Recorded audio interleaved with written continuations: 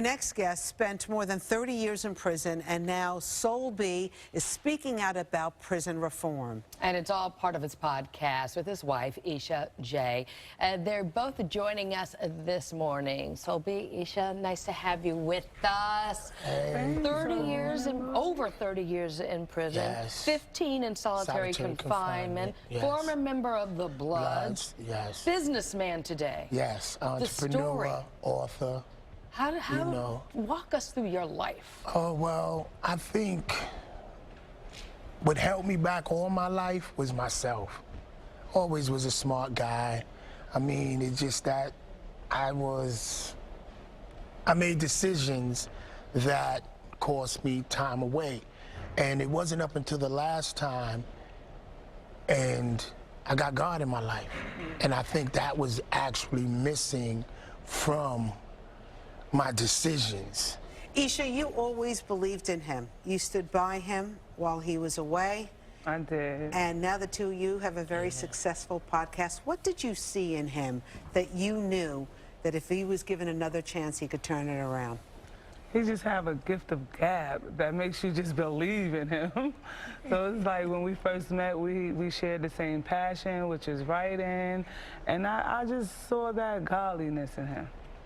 In your podcast, what topics do you cover? Basically everything. We're not, as I say, not a traditional couple, being though I'm the OG, former gang member, street guy, and she's the Southern Belle. Tenderoni. Yes, Tenderoni. She's the Southern Belle, more down to earth, spiritual, and, and I'm older than her, so. So we just like to inspire, encourage, and educate couples. Yes. Our target is couples because, a lot of homes are missing both. And it's like once you get... work. It's work, right. That's what we want to show, that it's work. It's not easy. Just because we get up here and laugh and and do business together, it's not easy. This is a struggle. But you also talk about prison reform. Yes, because in your podcast. I believe, from my personal experiences, there's a lot of things that should be, addressed, like mental health. Is justice. They don't do enough of that? No, nothing. They don't. What were your days like, I guess, when you weren't in solitary confinement? Oh, man. Well, I always occupied myself and educated myself. I read thousands. But there were no classes, there was no...